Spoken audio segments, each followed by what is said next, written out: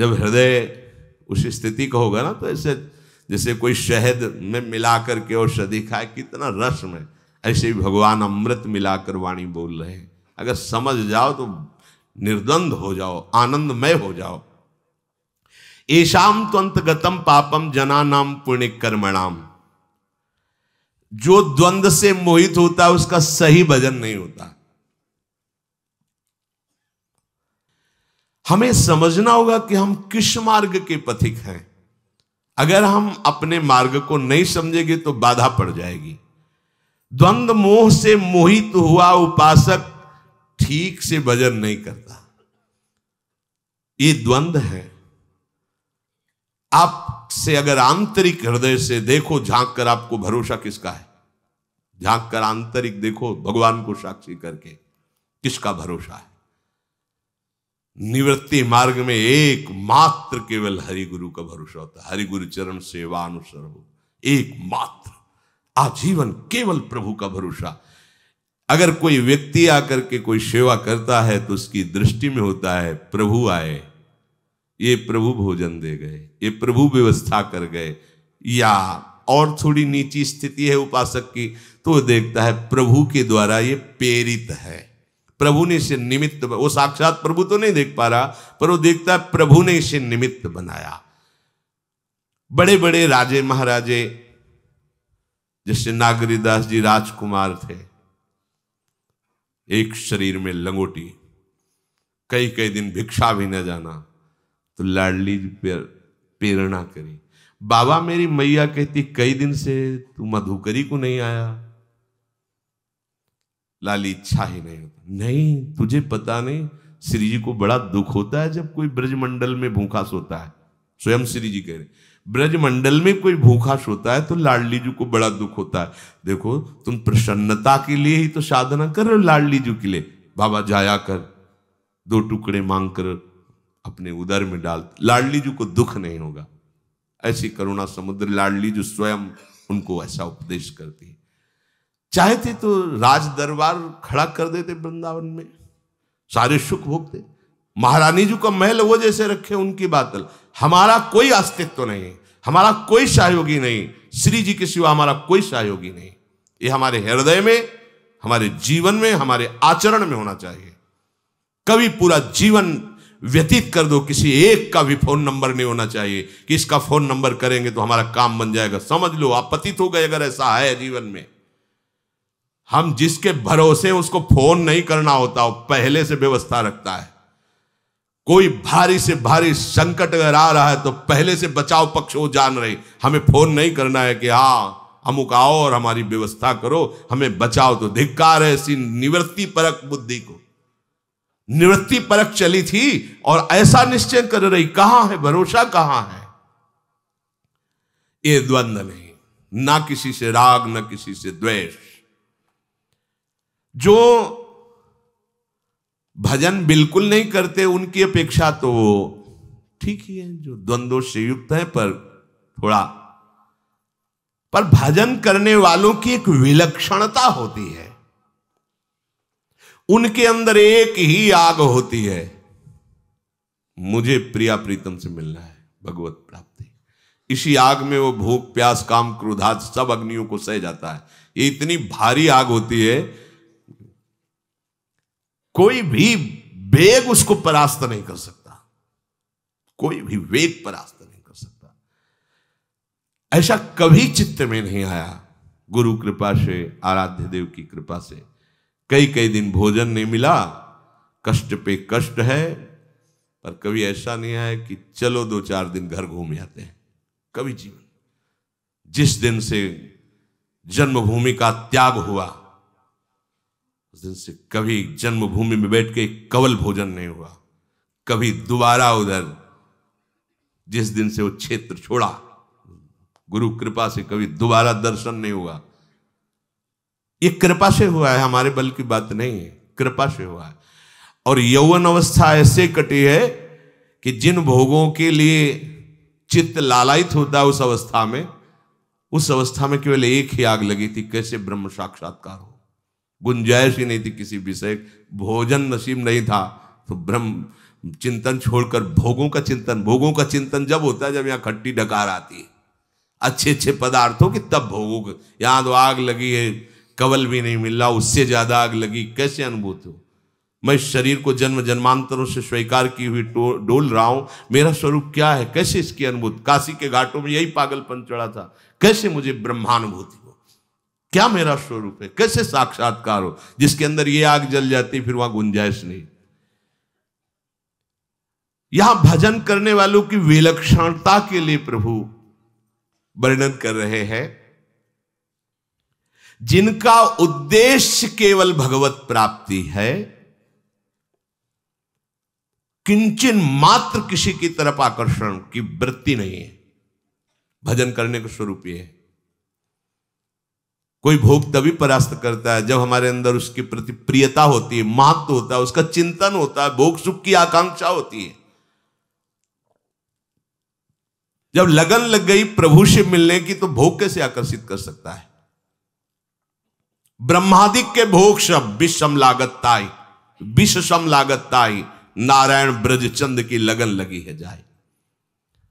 मनुष्य शरीर ये मिला है, अब हम जो भगवत आश्रित भगवत लक्ष्य वाले हैं तो इसका निर्वाह केवल प्रभु के ऊपर, केवल केवल एक भरोसो, एक बल, एक आस विश्वास, एक राम घनश्याम हित चातक तुलसीदास। बने तो रघुवर ते बने, बिगड़े तो भरपूर, तुलसी और अंते बने ताबर में पे धूल। भगवत प्रियता जागी तो पीछे रत्नावती जी के पावन चरित्र में सुना, उन्होंने कहा आज से मैं नियम लेती हूं, इस राजा का अन्न नहीं खाऊंगी, पति हैं उन, आज से इस राज अन्न का त्याग कर नहीं। ऐसे ही मार्ग में चला जाता है, केवल भगवद आश्रय। निवृत्ति मार्ग में, प्रवृत्ति मार्ग में धर्म के द्वारा कमा करके अतिथि का सेवन, साधु सेवन आदि आदि। भगवत कृपा से भगवत प्राप्ति होगी ऐसा उसका दृढ़ निश्चय हो जाता है। इससे बड़ा कोई पुण्यात्मा सृष्टि में नहीं है। जिसके हृदय में ये निश्चय हो, जितने भी पुण्य हैं, पुण्य के अनुष्ठान हैं, ये सब आधे हैं। पूरा पुण्य क्या होता है? मुझे इसी जन्म में भगवत प्राप्ति करनी, इस बात से बढ़कर कोई पुण्य ही नहीं है, कोई तीर्थ नहीं महान। इससे बढ़कर जे ही ये लक्ष्य आएगा सारे पाप नष्ट होना प्रारंभ हो जाएंगे। जितने तीर्थों का अवगाहन दान पुण्य है वो सब आधा पुण्य है। पूर्ण पुण्य क्या है? सबसे बड़ा सुकृत क्या है? भगवान का आश्रय लेकर भगवत भजन करते हुए भगवत प्राप्ति करना। इससे बड़ा कोई सुकृत नहीं है। संसार में जितने भी हैं सब आधे पाप हैं। पूरा पाप क्या है? भगवान से विमुख होकर अपने को भगवान के मार्ग में ना लाकर संसार के मार्ग में लगाना, ये पूरा पाप। भगवत विमुख पूरा और पाप आधा, दोनों मिलके 1.5। संसार में केवल 1.5 पाप है और 1.5 पुण्य है। प्रभु के सन्मुख होकर भगवत प्राप्ति का उपाय करते हुए आगे बढ़ना सबसे बड़ा पुण्य। प्रभु से विमुख होकर संसार के भोगों को भोगना सबसे बड़ा पाप। उपासक को जैसी पवित्रता इस बात से प्राप्त होती है, मुझे इसी जन्म में श्यामाजू के चरणों में पहुंचना है, जीते जी पहुंचना है। ये निश्चय, ये हृदय का निश्चय होता है। अब इस बड़ी बात के आगे कोई बात टिकेगी नहीं। अगर ये बात आ गई सब बातें फेल हो जाएंगी। ये बात की बात है। अगर ये बात आ गई तो अब कोई बात तुम्हें परास्त नहीं कर सकती। जहां राधा चरणारविंद की प्राप्ति की बात आई वहां कोई बाधा प्रवेश ही नहीं कर सकती। एक तरफ प्रभु की तरफ चलने का निश्चय और दूसरी तरफ जितनी भी क्रियाएं हैं वो सब अपने प्रभु के लिए पूरा हो गया। अब इससे बड़ा कोई पवित्र नहीं, इससे बड़ा कोई अनुष्ठान नहीं, इससे बड़ा कोई ज्ञान नहीं। समझ लो, हमारा जीवन भगवत प्राप्ति के लिए हम निश्चय करते हैं इसी जन्म में हम श्यामा श्याम के समीप पहुंचेंगे। ये एक। अब आधा जितनी क्रियाएं हैं वो सब श्यामा श्याम की प्रसन्नता के लिए करेंगे, अपूर्ण। हम क्या है, क्रियाएं तो भागवतिक करते हैं पर निश्चय नहीं हो पा रहा, समर्पण, आत्मसमर्पण नहीं हो पा रहा, इसलिए आधा ही है हिसाब किताब। बार बार हम विक्षेप को प्राप्त होते रहते हैं। अच्छे से समझ लो, हमें श्री जी से मिलना है, हमें सुखी होना है, ऐसा मान लो। हमें आगे जन्म मरण के दुख में नहीं फंसना, हमें प्रभु से मिलना है, ये पहला निश्चय। अब इसको क्रियान्वित करो, जितनी मन वचन कर्म से चेष्टाएं वो सब आराध्य देव के लिए करो, बस सारा ज्ञान हो गया। यही सब शास्त्रों का सार है, चाहे जितना पढ़ लो चाहे जितना सुन लो, सबका सार यही, इतना ही सार है।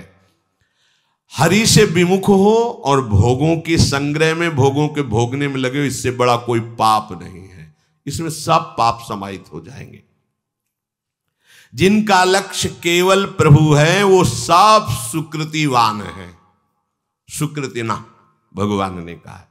और जिनका लक्ष्य भोग संग्रह और भोग भोगना है वो दुष्कृति है, वो मूढ़ है। प्रभु के लक्ष्य में एक महान बात यह कि पुराने जितने पाप और पाप के संस्कारों सब भस्म हो जाते हैं। ये देखो बड़ी खास बात, कोई और अनुष्ठान करने की जरूरत नहीं। कृच्छ व्रत, चंद्रायण व्रत, ये सब बड़े से बड़े शास्त्रों में प्रायश्चित वर्णन है।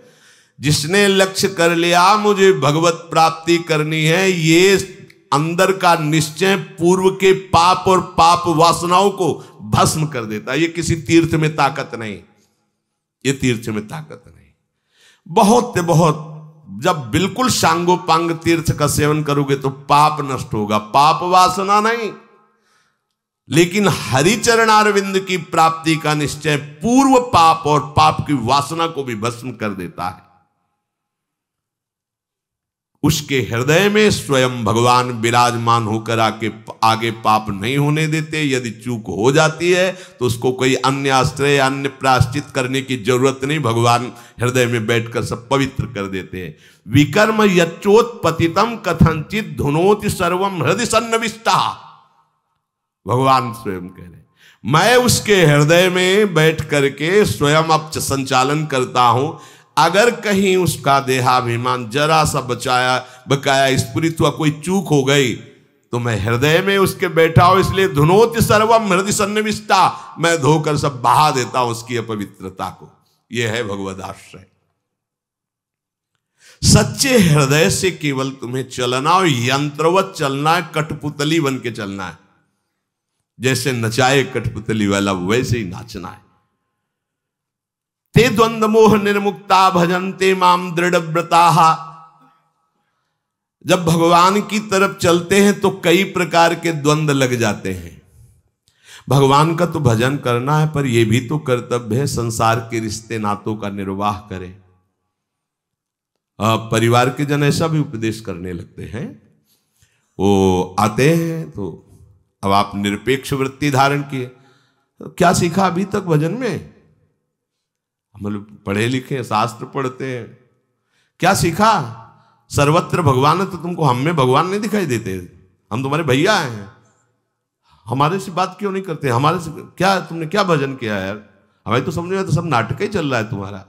अगर भजन किया सब में भगवान, तो हम में तुमको दुश्मन नजर आता है। हमें क्यों भगवान नजर नहीं आते? हमें क्यों नहीं पास बैठने देते? क्यों नहीं बात करते? एक बार पूज्य स्वामी श्री अनंग बोधाश्रम स्वामी जी महाराज, ये सब महिमायुक्त महापुरुष हैं, प्राय दिगंबर ही रहते थे। इनके पिताजी आए इनसे मिलने के लिए, भाग पड़े, आसन में बैठे थे, उठे भाग पड़े, नहीं मिले। बाद में आए तो संतों ने कहा महाराज आपकी स्थिति तो ऐसी, आपको क्या? उनका नहीं, शास्त्र की आज्ञा है। पूर्व शरीर परिचित जनों से, जो संसारिक राग से हैं, जो मुझे बेटा समझते हैं, जो मुझे संसारिक संबंध से संबोधन करते हैं, हमारा उनसे कोई संबंध नहीं। अगर ये विरक्त होकर भगवत मार्ग के पथिक होते तो खड़ा होकर इनका आदर करता, लेकिन वो उसी भाव से, ये अपने भाव में रहें तो इनका भी कल्याण हो जाएगा, क्योंकि हम अपने भाव में हैं और इनको मानना है कि मेरा पुत्र है, इसलिए इनका कल्याण हो जाएगा। लेकिन यदि हम इस भाव को स्वीकार किया कि हम इनके पुत्र हैं, अब नहीं, इसकी सिद्धि इसी में होती है, इस मार्ग की। अभी प्रकट होकर जा रहे हैं, पीछे भगवान व्यास देव जी जैसे पिता बुला रहे श्री सुखदेव जी को। एक बार भी मुड़कर पीछे नहीं देखा, एक बार भी मुड़ करके नहीं देखा। यम प्रव्रजेत मनुपेत मपेत कृत्यम द्वैपायनो विरह कातर आजुहाओ पुत्रेति तन्मय तया तरवो भिने दुस्तम सर्वभूत हृदय मुनिमान तोष्मे। हा पुत्र, एक बार भी मुड़कर नहीं देखे। कौन है पिता? भगवान के अवतार श्री व्यास देव जी। ऐसा निवृत्ति मार्ग एक अलग मार्ग है, इसमें केवल नाते नेह राम के मनियत सुहृद सुसेव्य जहालो, केवल भगवत संबंध से बस। आप वैष्णव हैं, भगवत चिन्हों से युक्त हैं, आप बैठिए चर्चा कीजिए श्री जी की, बस। अन्य संबंध से हमारा नहीं। प्रभु में लगे या अपने कर्तव्यों का पालन करें, द्वंद होते हैं उपासक के अंदर। यहां द्वंद मोह निर्मुक्ता तब भजन्ते माम दृढ़व्रता, भगवान कह रहे हैं। जब हमने लक्ष्य बना लिया भगवत प्राप्ति, तो अब हमारा परम कर्तव्य है, साधारण धर्म का पालन किया जाता है। परम धर्म की प्राप्ति के लिए परम धर्म में स्थित होने पर साधारण धर्मों का त्याग कर दिया जाता है। गोकर्ण जी से उनके पिताजी ने पूछा कि धुंधकारी के आतंक से मैं बहुत पीड़ित हो चुका हूं, अब मैं क्या करूं? तो उनका निवृत्ति परायण वृत्ति धारण करके वनवास करते हुए भगवत प्राप्ति करो। कैसे करूं? जीवन तो गृहस्थी में बीता है। तो उन्होंने उपदेश किया, धर्मम भजस्व सततम त्यज लोक धर्मान सेवन सदा साधु पुरुषं जहि काम तृष्णाम अन्यस्य दोष गुण चिंतन मास मुक्त्वा सेवा कथा रस महो नितराम पिबत्वम। निश्चित तुम्हें भगवत प्राप्ति हो जाएगी अगर ऐसे चलोगे। कैसे? बोले धर्मम भजस्व, धर्म का भजन करो। बोले वो तो कर रहे थे, ब्राह्मण वंश में प्रकट हुए थे, पूरा आज तक गृहस्थ धर्म का अक्षरशः शास्त्राज्ञा से पालन किया है। बोले नहीं, त्यज लोक धर्मान, अभी तक लोक धर्म का पालन करते रहे, अब नहीं। त्यज लोक धर्मान, धर्मम भजस्व सततम त्यज लोक धर्मान। बोले लोक धर्मों का त्याग करके जिस धर्म के भजन की बात कर रहे हो उसका तुम्हें पूर्ण परिचय ही नहीं। तो सेवन सदा साधु पुरुषं, संत महात्माओं का आश्रय लो और उनके पास बैठ करके उनकी चरण सेवा के प्रताप से जानो कि भागवत धर्म किसे कहते हैं, परम धर्म किसे। सावय पुंसाम परो धर्मो यतो भक्ति अधोक्षजे। भगवान अधोक्षज के चरणों में जो अविरल भक्ति है वही परम धर्म है, और इसकी प्राप्ति संतों के आश्रय से होती है। सेवन सदा साधु पुरुषं, साधु पुरुषों के समीप रहने पर भी धोखा हो जाएगा यदि सावधान नहीं रहोगे। दुर्गमो, बड़ा दुर्लभ है संत महात्माओं का सेवन करना। बोले जहि काम तृष्णाम, कामना और तृष्णा का त्याग करके साधु महात्माओं की आश्रय वृत्ति धारण करो। अगर कोई कामनाएं रखोगे, कोई अनुकूलता प्रतिकूलता की बात मन में रखोगे, कोई भोगों की तृष्णा रखोगे तो दूर हो जाओगे, लाभ नहीं ले पाओगे। हृदय में जांच के देख लेना। कामना और तृष्णा का त्याग करके यदि संत समागम करोगे तो परम धर्म का परिचय मिल जाएगा, उसमें चलने की क्षमता मिल जाएगी।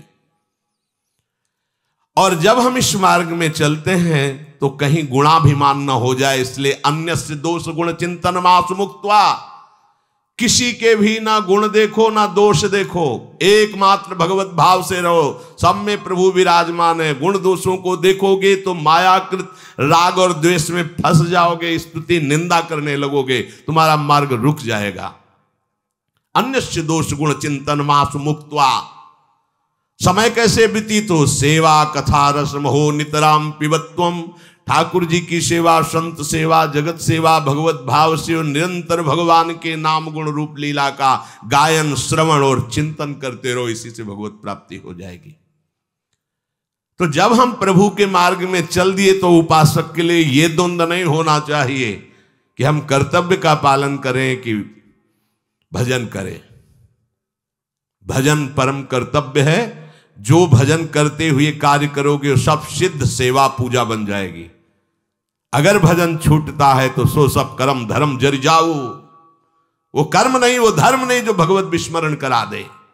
जोग कुजोग ज्ञान अज्ञान हो, वो जोग जोग नहीं है, वो ज्ञान ज्ञान नहीं है जिसमें भगवत चरणारविंद का विस्मरण हो जाए। प्रभु का भजन बड़े भाग्यवानों को अवसर मिल रहा है। भाग्य उसी का, हरि कृपा हो गई।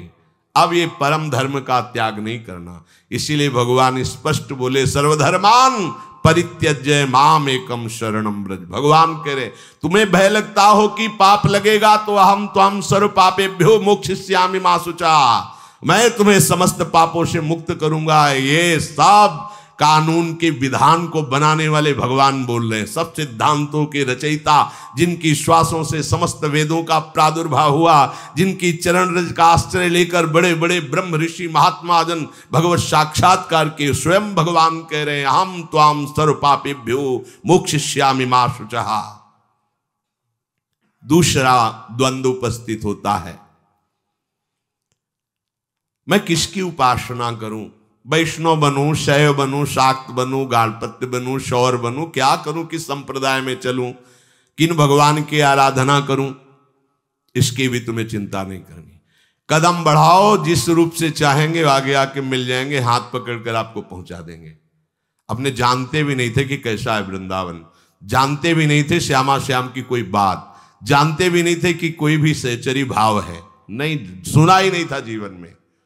ऐसे पकड़ करके हाथ और स्वयं वो चलाते हुए वहां पहुंचा देंगे जहां तुम्हें पहुंचना है। तुम्हें कोई निर्णय नहीं करना, तुम्हें तो एक ही निर्णय करना है, जीवन भगवान को दे दिया। अब वो जिस रूप में चाहे, जैसे चाहे मेरा स्वीकार करें तो आगे का मार्ग प्रशस्त हो जाएगा। तीसरा, ये द्वैत मार्ग ठीक है कि अद्वैत मार्ग ठीक है कि विशिष्टाद्वैत, शुद्धाद्वैत, अचिंत्या भेदा भेद, कई तरह के तर्क परमार्थ में भी आगे आते हैं। उपासक को अपने को एक सिद्धांत स्वीकार करना है, मैं प्रभु का हूं, प्रभु मेरे हैं, इसके सिवा कुछ नहीं, निरंतर भजन करना है बस।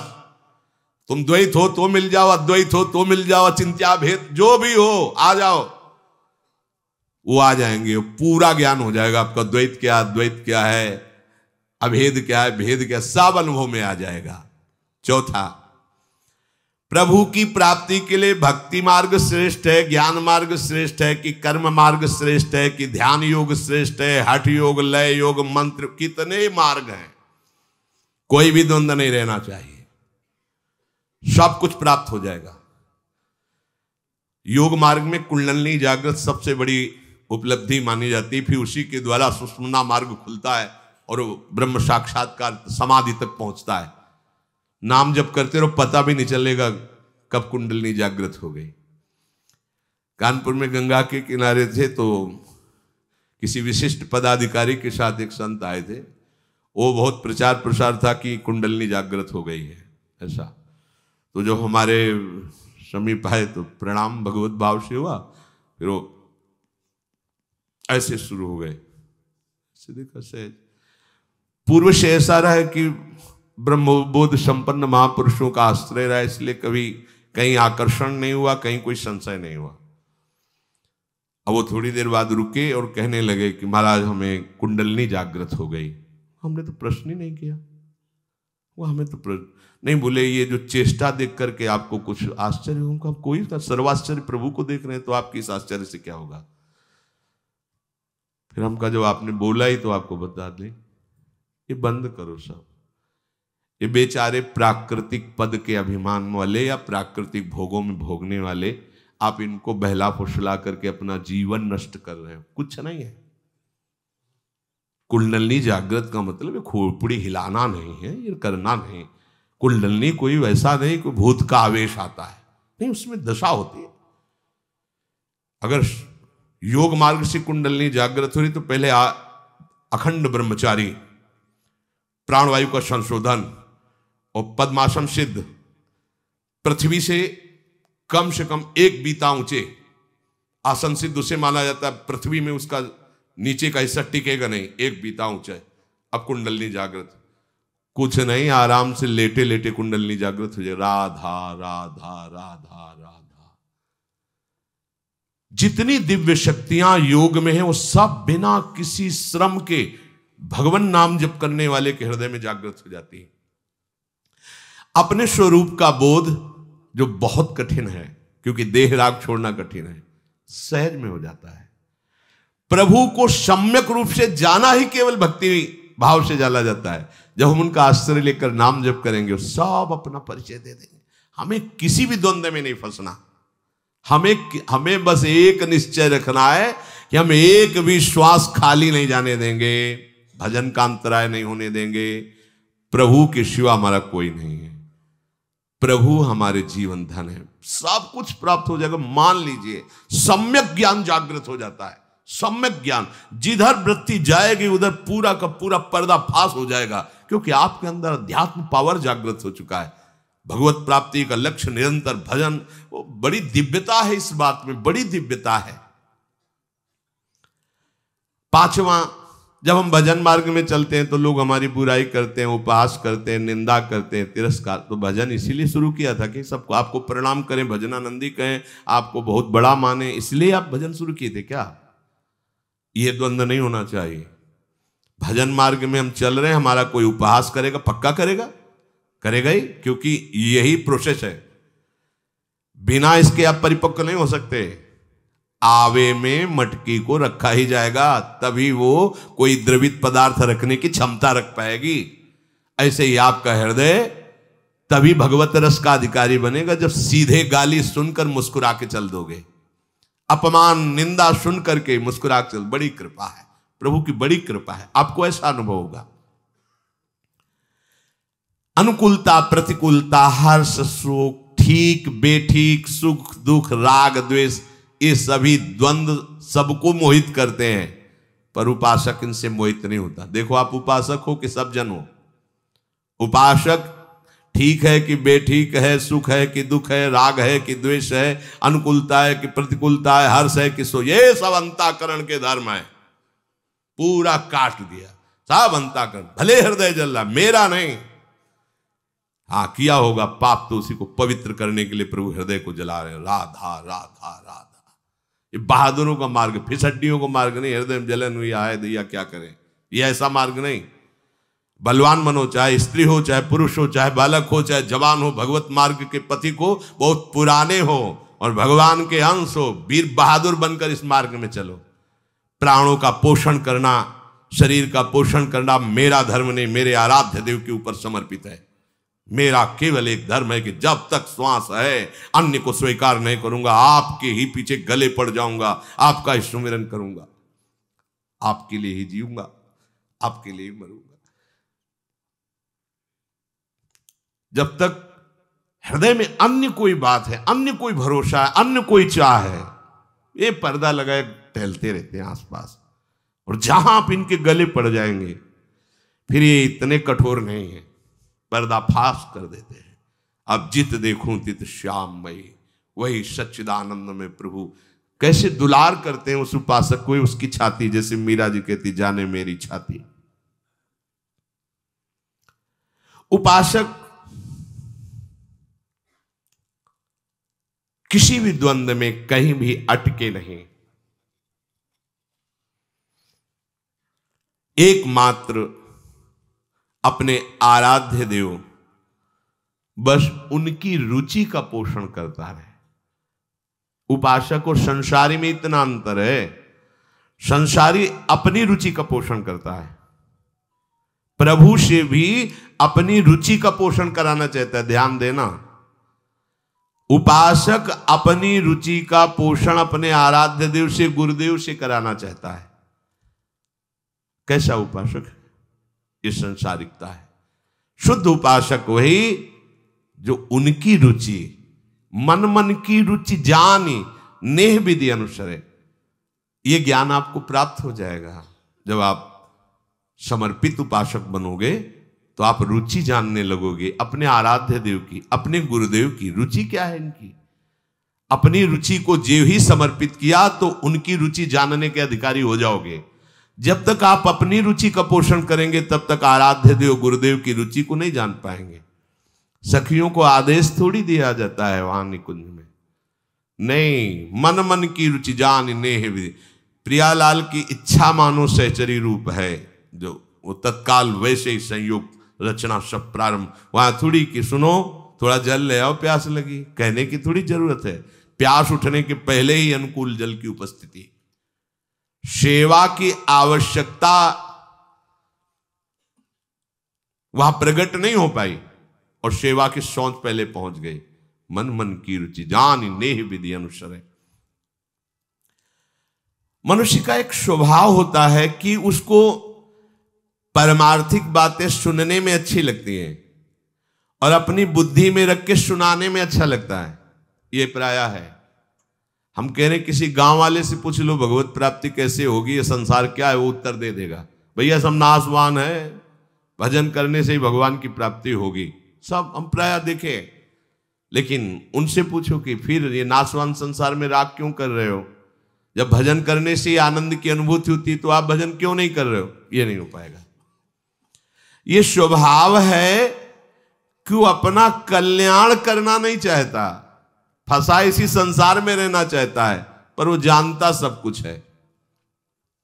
मनुष्य जन्म की सफलता इस जानकारी में नहीं है। अपना कल्याण कर लो, भगवत प्राप्ति कर लो, ये जानकारी को अपने आचरण में उतार लो। व्यवहार में आता है तो ऐसे जो जानकार जन हैं वो सोचते हैं कि भैया काम चलेगा रुपया से। केवल ये सोचने से या जानकारी से काम थोड़ी चलने वाला है। हम भी जानते हैं संसार नाशवान, पर जिएंगे कैसे भाई? रुपया चाहिए, हमें तो कामना की पूर्ति चाहिए, बेटी का ब्याह करना है, अमुक अमुक कार्य है। भजन ब्याह करवा देगा क्या? भजन जो है अमुक काम, भजन को इतना छोटा समझे हो क्या? अरे जिसने इस संपूर्ण प्रपंच को रखा है, भजन करने वालों के आगे वो ग्रीवा झुका देते हैं। तुम संतात उरिन में ना। गोपीजनों से क्या प्रभु श्री कृष्ण कह रहे हैं? बहुत जन्म लेकर अनंत काल तक यदि हम तुम्हें सुख पहुंचाए तो भी हम तुम्हारे ऋणी रहेंगे, तुम्हारे प्रेम के ऋणी रहेंगे। यह है भजन। क्या दुर्लभ है, अभी तुम जाना ही नहीं क्या दुर्लभ है भजन करने वालों के लिए, आपको पता नहीं। सब कुछ व्यवस्थित ढंग से हो जाएगा। बालिका के पैदा होने के पहले ब्याह निश्चय उसके हो चुका है। पैदा हो रही निश्चय कि इसको ये दूल्हा मिलेगा। जो विधना ने लिख दिए, छठी राव के अंक, राई घटे न तिल बढ़े, रहुरे जीव निशंक। सुनो भरत भावी प्रबल बिलख कहो मुनिनाथ, हान लाभ जीवन मरण ये जस अपजस ये सब विधान में लिख चुका है। एक बात विधान में नहीं लिखी कि भगवान मिलेंगे। इस बात को तुम विधान रचो। अब तुम ऐसा निश्चय करो कि ये जन्म भगवत प्राप्त, वो विधान है। मानो जिनके घरों में जिनके द्वारा घर चल रहा था वो किसी कारणवश उनकी आयु समाप्त हुई, पधार गए तो उनके घर में ताला लग गया, सब भूखों मर गए। किसी के ब्याह नहीं हुए, किसी का उत्सव नहीं हुआ, क्या पता लगा लो किसी का नहीं रुका आज तक। क्यों? वो विधान है, वो चल रहा है। वो तो केवल हम स्वीकार कर। एक बात विधान में नहीं लिखी कि ये जीवन तुम भजन करके भगवत प्राप्ति कर लो, ये विधान में नहीं।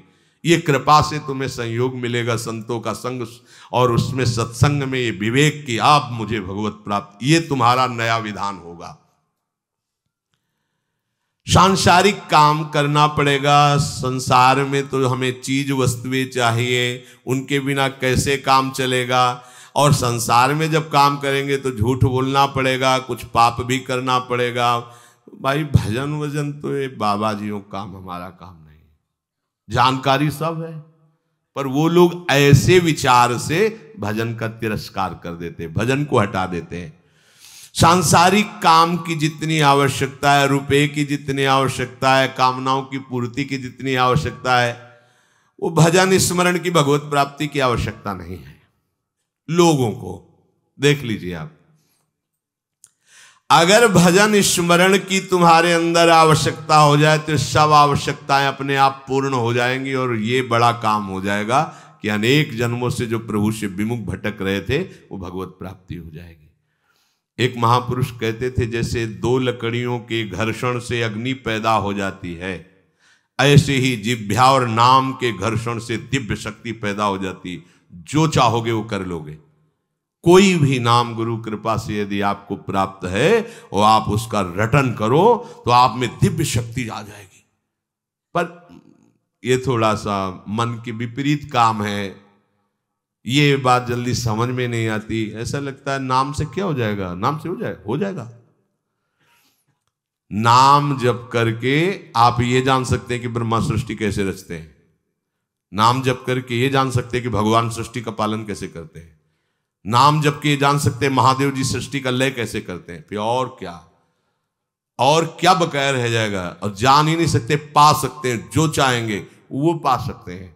बस लग जाए, एक बार लग जाए, एक बार मन को मार करके भजन में लग जाए, सब कुछ प्राप्त हो जाता है। इसीलिए भगवान कहते हैं भजन्ते माम दृढ़व्रताहा, जो द्वंद्वों से रहित हो गए वही मेरा भजन करते हैं दृढ़ व्रत लेकर के। चलो द्वंद्व रहे भी तो तुम किसी की बात मान लो द्वंद्व विमुक्ता नहीं हो पा रहे हो तो द्वंद्वों से मुक्त होने के लिए भी तो सामर्थ्य चाहिए। तो जहां हो वहीं से पुकारो राधा राधा, वहीं से नाम जप शुरू कर दो। केवल अब हमें भजन करना है और जो भी कार्य करना है वो भजन के साथ ही करना है। अब सारा हमारा भार प्रभु के ऊपर है, वो देख लेंगे। एक जीवन दे के तो देखो यार, अभी तुम्हारा दिल फेल हो जाए फिर तुम क्या करोगे? यमराज से कहोगे क्या कि अभी अभी अमुक अमुक कार्य यार छोड़ दो, हमको नहीं छोड़ेंगे, ले जाएंगे, फिर तुम्हारा काम कैसे चलेगा? विचार करो, अभी आपकी मृत्यु हो जाए तो आप क्या करेंगे? तो कुछ नहीं। तो अभी आप प्रभु को समर्पित होकर जीते जी देख तो लो यार प्रभु का क्या चमत्कार है, प्रभु के आश्रय का क्या महामहिम स्वरूप है। मृत्यु के बाद तो देख नहीं पाओगे ना। तो आज से मान लो कि अपने आप को मार दिया, अर्थात प्रभु को दे दिया। अब देखेंगे प्रभु क्या करते हैं और हमसे क्या करवाते हैं।